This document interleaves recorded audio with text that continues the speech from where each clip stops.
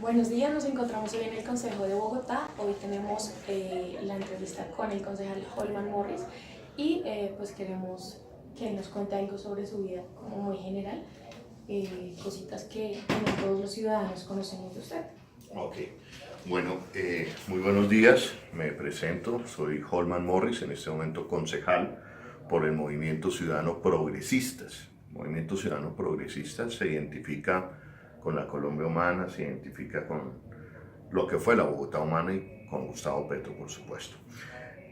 Un poco rápidamente mi trayectoria de vida, yo digamos soy bogotano, me formé como comunicador social periodista de la Universidad Javeriana, pero ya en el periodismo me dediqué al cubrimiento del conflicto armado que vive en Colombia, pero desde una óptica de los derechos humanos y el derecho internacional humanitario.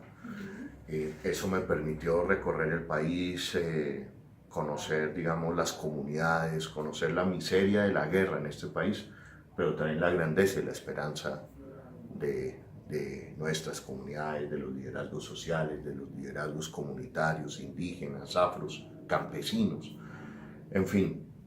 Eso me llevó a que me amenazaran, digamos, tuve que exiliarme en el año 2000, regresé al país y nuevamente sufrí, digamos, la impecable persecución del gobierno Uribe a través del DAS, lo que me llevó a salir nuevamente del país en el año 2010. Me gané la beca Nieman de la Universidad de Harvard para periodismo. Estuve estudiando en Harvard, en Boston, después me gané otra beca y estuve en Washington. Y en esos momentos me llama de regreso al país Gustavo Petro para gerenciar Canal Capital. Ahí me enamoro de un proyecto político que se llama la Bogotá Humana. Empiezo a conocer lo que son las tendencias progresistas en el mundo y cuando veo el intento de que un procurador corrupto, como es el procurador Ordóñez, intenta sacar y matar, digamos, entre comillas, de alguna forma, el proyecto político de Gustavo Petro, la Bogotá Humana, en ese momento decido, digamos, pensar en la política para defender, eso sí, el pensamiento diferente y el pensamiento alternativo en Colombia y me convierto en concejal de la ciudad de Bogotá. Bueno, muchísimas gracias, señor Holmes, por contarnos un poco sobre su trayectoria y muchas cosas que nosotros desconocemos de verdad como ciudadanos. Y bueno, pues una de nuestras preguntas es, señor Holmes, cuéntanos acerca de sus funciones como son concejal y en qué se basa su gestión. Bueno, soy concejal. Son 45 concejales en la ciudad de Bogotá. Las mayorías del Consejo de Bogotá son peñalosistas, es decir, que son afines al gobierno de Enrique Peñalosa. Y hay, yo creo que somos 6 concejales solamente declarados en oposición al gobierno de Enrique Peñalosa. Sin embargo, se supone que todo el Consejo tiene que hacer, y es nuestra función principal, lo que se llama control político a la administración de Enrique Peñalosa. Cada uno de los 45 concejales somos depositarios de la confianza y el voto de un grupo de ciudadanos. Yo saqué la 4ª votación más importante de la ciudad de Bogotá, 25.000 votos, represento una voz disidente en la ciudad y lo que he hecho es hacerle control político al alcalde Enrique Peñalosa, no en todos los temas, sino en los temas que nosotros consideramos son los más importantes de la ciudad, que van a definir su presente y su futuro. Uno de esos temas es, por ejemplo, el proyecto Metro Elevado del alcalde Enrique Peñalosa, que a lo largo de 3 años como concejal he denunciado y he dicho con pruebas en la mano que ese proyecto de Metro Elevado de la ciudad de Bogotá es un proyecto totalmente ilegal. A su vez, nos hemos encargado de examinar cada uno de las propuestas de fondo de la administración de Enrique Peñalosa, dándonos cuenta que estas propuestas no tienen estudios. Es un común denominador de la administración de Enrique Peñalosa, como por ejemplo la reestructuración del sistema de salud público de la ciudad de Bogotá.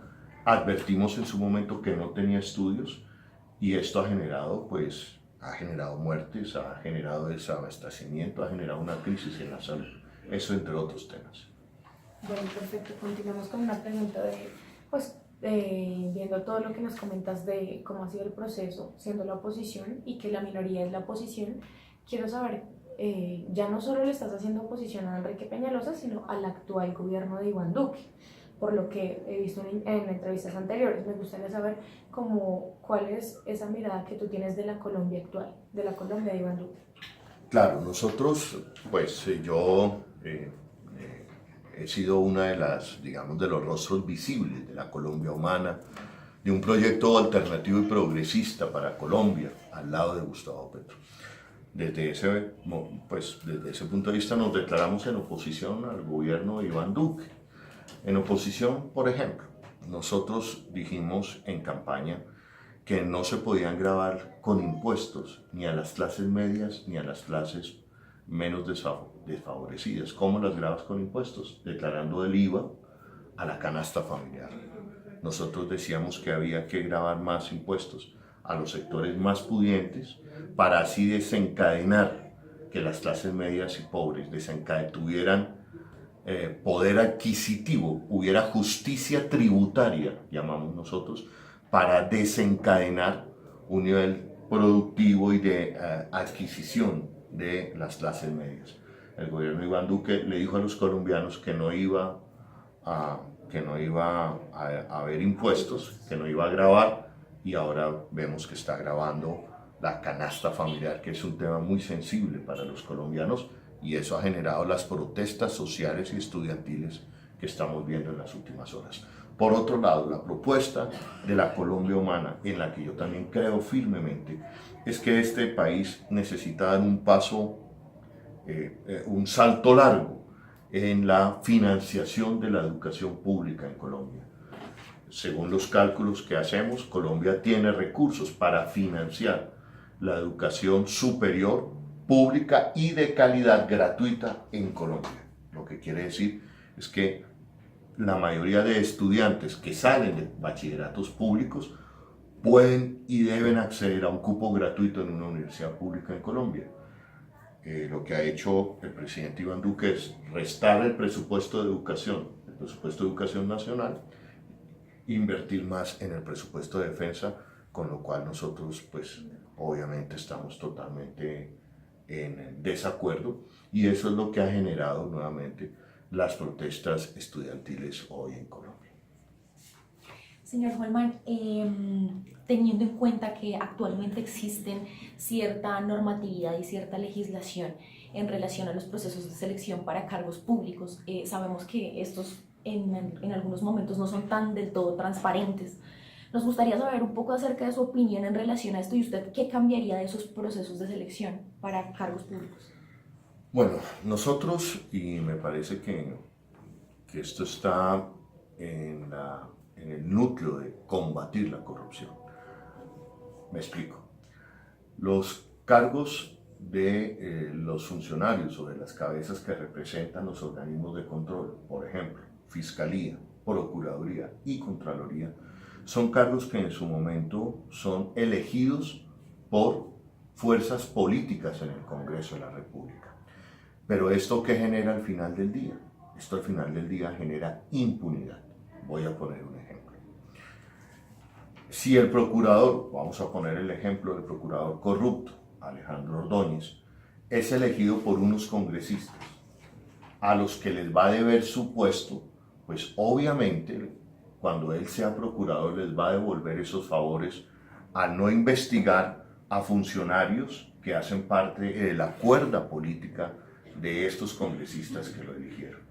Por eso es un mecanismo viciado. Igualmente el Contralor, igualmente la Procuraduría, igualmente nosotros creemos que el fiscal general de la Nación no lo debe elegir el presidente de la República, sino debe ser una terna que proponen sectores académicos, sectores sociales del país, y debe ser un examen ante la academia, digamos, quien debe elegir, independiente del presidente de la República, quien elija al fiscal general de la Nación, porque de otra forma nosotros creemos, y diferentes ejemplos en la historia reciente del país nos demuestran, que entonces es un carrusel. Tú me eliges, yo te elijo, tú me eliges, no me haces daño y yo no te controlo. De hecho, en ese punto de vista, pues se desperdicia mucho talento, se queda mucho talento afuera y no es aprovechado.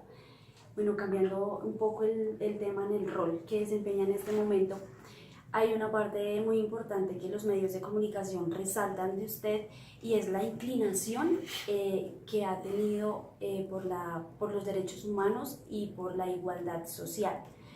Queremos saber qué lo ha motivado o qué lo motivó pues a llevar esta trayectoria e inclinarse por esta línea.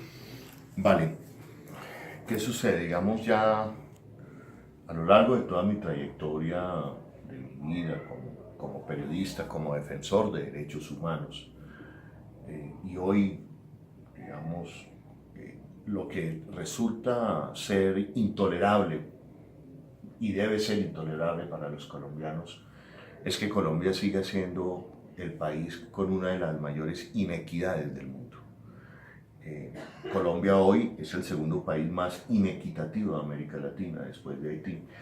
Y tengan presente que inequidad no es que seamos un país pobre, la inequidad es que no se reparte bien la riqueza y que la riqueza del país está concentrada en pocas manos, a costa de la pobreza de las mayorías del país. Eso es algo hoy intolerable, debe ser algo intolerable y debe ser la meta para cualquier gobernante o para cualquier político, superar la segregación en Colombia, superar la segregación en este caso en la ciudad de Bogotá.